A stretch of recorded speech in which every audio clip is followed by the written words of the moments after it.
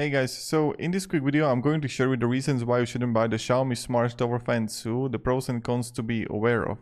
So first thing first, it's a great product. You can have like quiet operation, breeze simulation is actually good, and also impressive airflow and range, so that's great. Is that it's not a bad product at all.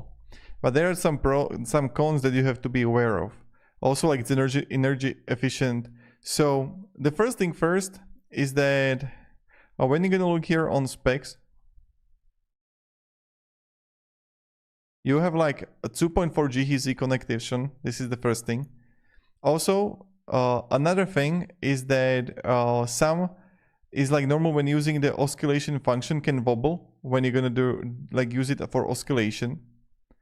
Also, another thing, max noise is still noticeable. So while the low setting is whisper quiet, noise emissions can reach up to like 63 dB. This is very important at max speed. So that's kind of like even like conversation level noise when you crank it up, okay? And Wi-Fi can be finicky. So the initial setup also take time.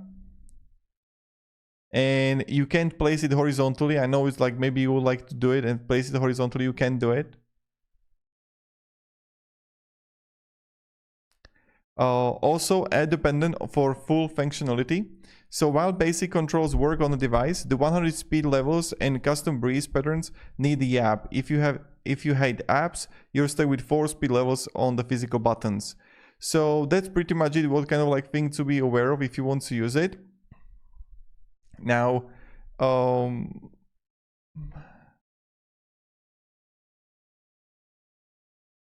maybe they are going to like update it. Maybe you would be like to use like everything just directly on it.